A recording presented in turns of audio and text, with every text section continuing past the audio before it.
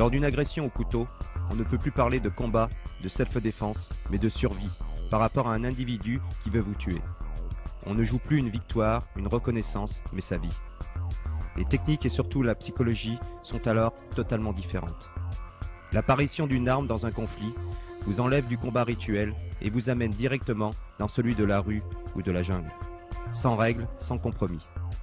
Vous allez devoir faire face et agir d'une façon peut-être contraire à vos principes et à votre éducation. Il va falloir avoir la capacité de passer rapidement d'une attitude de combattant d'arts martiaux à un instinct de survie sans état d'âme. La riposte devra être rapide, efficace et brutale. On pouvait penser qu'il existait des techniques secrètes permettant de se débarrasser de n'importe quel agresseur.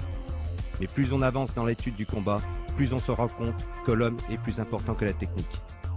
C'est souvent soi-même qu'il faut apprendre à connaître et à gérer. Notre cerveau, si vif dans certaines occasions, est souvent paralysé par des peurs, des émotions, des principes ou une éducation.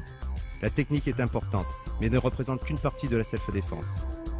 La préparation mentale, physique et intellectuelle est tout aussi importante. Ce que nous verrons dans le chapitre sur les éducatifs qui permettront de développer, outre les réflexes, la mise rapide en condition. On peut dire qu'il y a deux grands cas de figure dans les attaques au couteau.